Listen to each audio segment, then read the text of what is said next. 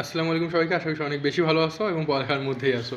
তো যাই হোক, আজকেই তোমাদের রুয়েটের ভর্তি পরীক্ষা হয়ে গেল এবং রুয়েটের ভর্তি পরীক্ষার মাধ্যমে কিন্তু বলা যায় যে তোমার ইঞ্জিনিয়ারিংয়ের যে পরীক্ষাগুলো ছিল সেগুলো মোটামুটি সব শেষ হয়ে গেল। ঠিক আছে, তো এখন আইইউটি বাকি আছে। তো আইইউটি নিয়ে আমরা আপাতত কথা বলছি না। তো বুয়েট, চুয়েট, কুয়েট, রুয়েট, সাস্ট, বুটেক্স এগুলো সব কিছুই কিন্তু পরীক্ষা আজকের মাধ্যমেই শেষ হয়ে গেল। আজকের এই রুয়েটের ভর্তি পরীক্ষার মাধ্যমে শেষ হয়ে গেল আলটিমেটলি।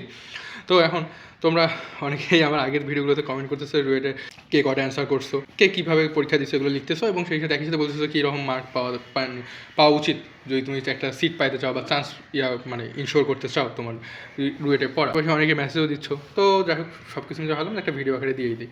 তো এখন দেখো, রুয়েটের কিন্তু যে কোশ্চেন ছিল, তোমরা যারা পরীক্ষা দিচ্ছ তারা অবশ্যই জানো যে আমাদের ফিজিক্স, ম্যাথ এবং ইংলিশ এগুলো কিন্তু অতটাও কঠিন আসেনি বলতে কি অ্যাজ ইউজুয়াল যেগুলো আসে সেরকম কোশ্চেনই কিন্তু আসছে। কিন্তু হচ্ছে যে তোমাদের এখানে কেমিস্ট্রি ক্ষেত্রে কোশ্চেন একটু কঠিন করছিল। ঠিক আছে, তো আমি বেশ কয়েকজনের সাথে কথা বলে মোটামুটি এটাই জানতে পারলাম যে তোমাদের ফিজিক্স, ম্যাথ আর ইংলিশ এগুলো সহজই ছিল তুলনামূলকভাবে, কিন্তু কেমিস্ট্রিটা একটু কঠিন করছে। তো যাই হোক, যত কঠিন করুক না কেন সেটা আমাদের কনসার্ন না। তো এখানে আমি একটা হিসাব নিকাশ করে দেখলাম যে হচ্ছে যে এখন দেখো, এটা যে একেবারে হবেই তাও কিন্তু না, আবার ধরো এটা যে হবে না সেই কিছু সম্ভাবনা কিন্তু ফেলে দেওয়ার মতো না। এটা তো একটা অ্যাজাম্পশন। ঠিক আছে, তো তোমাদের ধরো যে যদি কেউ হচ্ছে 270 মার্ক পর্যন্ত পাইতে পারো, মানে 270, তাহলে তোমার খুব ভালোভাবে রুয়েটে চান্স হয়ে যাবে। ঠিক আছে, একদম ফার্স্ট মিনিটেই তোমার নাম চলে আসবে যদি তুমি 270 আপ পাও। ঠিক আছে, আর যদি ওয়েটিংয়ের কথা বলি, ওয়েটিং থেকে কিন্তু অনেক দূর পর্যন্ত টানবে। কারণটা হচ্ছে দেখো, এবার কিন্তু এখন পর্যন্ত বুয়েট, কুয়েট, চুয়েট এগুলোর একটারও কিন্তু রেজাল্ট দেয়নি। তো এগুলো যখন রেজাল্ট দিবে, এখন যারা এগুলোতে পরীক্ষা দিচ্ছে তারাই কিন্তু রুয়েটেও পরীক্ষা দিচ্ছে। তো এক্ষেত্রে তো অনেক কী দেখা যাবে যে হচ্ছে যে দেখা যাবে যে ওয়েটিং থেকে আসলে অনেক দূর পর্যন্ত নিচ্ছে, কারণ সবাই দেখা যাবে যে রুয়েটে ভর্তি হচ্ছে না। যাদের শুরুর দিকে মেরিট আছে, দেখা হলো অন্য জায়গায় আরও ভালো সাবজেক্ট আসতেছে, ও সেখানে চলে যেতে পারে। আবার ধরো যে বুয়েটে হলে তো অবশ্যই যেখানেই হোক না সেখানেই ছেড়ে দেবে। তো এক্ষেত্রে ধরো যে তোমার যদি আমরা ওয়েটিংয়ের কথা চিন্তা করি, তাহলে ওয়েটিংয়ের ক্ষেত্রে ধরো যে মার্কটা কিন্তু অনেক কমবে। ধরো যে 250, 40, 30 এই রেঞ্জে হয়তো বা নামতে পারে। নামবেই এমন কিছু আমি বলতেছি না, নামতে পারে। ঠিক আছে, আবার এমনও বলছি না 270 না পেলে তুমি চান্স পাবাই না, এটাও আমি কিন্তু বলতেছি না, জাস্ট একটা অ্যাজাম্পশন। ঠিক আছে, তো দেখো, তুমি যদি দেখে থাকো যে তোমার হচ্ছে 270-এর মতো তোমার আসতেছে, তাহলে তুমি ধরে নাও যে তোমার একদম ফার্স্ট কলেই চলে আসবে এবং খুব ভালো একটা মেরিটে তুমি চান্স পাবা। আর যদি তোমার মার্ক যদি ধরো যে 40-50 এরকম থাকে বা এই রেঞ্জে থাকে, 20-30, 220-30 এরকম থাকে, তাহলে ধরো যে তোমার ওয়েটিং থেকে অবশ্যই একটা সাবজেক্ট কিন্তু চলে আসবে।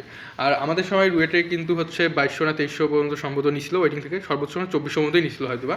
কিন্তু এবার কিন্তু সেটা হবে না, এবার দেখবা মিনিমাম 3-4 হাজার পর্যন্ত ওয়েটিংয়ে অবশ্যই যাবে। কারণ দেখো, এটা প্রথমত শেষ পরীক্ষা ছিল, এরপর কোনো পরীক্ষা ছিল না। তো এই পরীক্ষা কিন্তু সবাই দিচ্ছে। ঠিক আছে, আমাদের সময় তেমন ধরো যে বুয়েটের আগে বুয়েটের পরীক্ষা হয়েছিল, তো অনেকে দেখা যাচ্ছে বুয়েটে দেয়নি, কারণ তাহলে বুয়েটের পরীক্ষা খারাপ হতে পারতো, কারণ 2-1 দিন আগেই সম্ভবত ছিল, এরকম গ্যাপে ছিল। আমি নিজেও দেয়নি বুয়েটের পরীক্ষা, চুয়েটেও দেয়নি।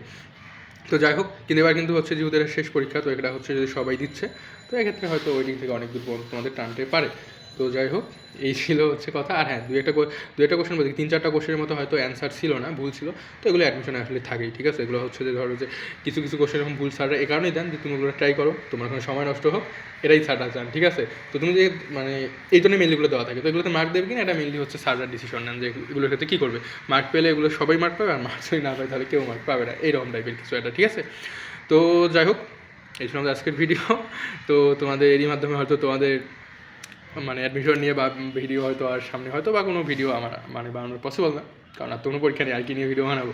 তো যাই হোক, সকলের জন্য শুভকামনা। যা এতদিন ধরে এসেছিলাম, দেখি সামনে হয়তো তোমাদের জন্য অন্য কোনো ভিডিও আসতে পারে, নাহলে হয়তো 26 ব্যাচ নিয়ে কোনো ভিডিও আসতে পারে। তো তোমরা চাইলে কিন্তু তোমাদের জুনিয়র 26 ব্যাচের কেউ থাকলে তাদেরকে চ্যানেলটা রিকমেন্ড করতে পারো। যাই হোক, সবাই অনেক বেশি ভালো থাকো। আর কার কী রেজাল্ট হয় অবশ্যই আমার কমেন্ট বক্সে জানিয়ে পারো, যে রেজাল্টের পর অবশ্যই জানাবা যে কার কী অবস্থা। তো সবাই ভালো থাকো, সুস্থ থাকো, আর সবসময় ভালোর সাথেই থাকো। আল্লাহ হাফেজ সবাইকে। আসসালামু আলাইকুম।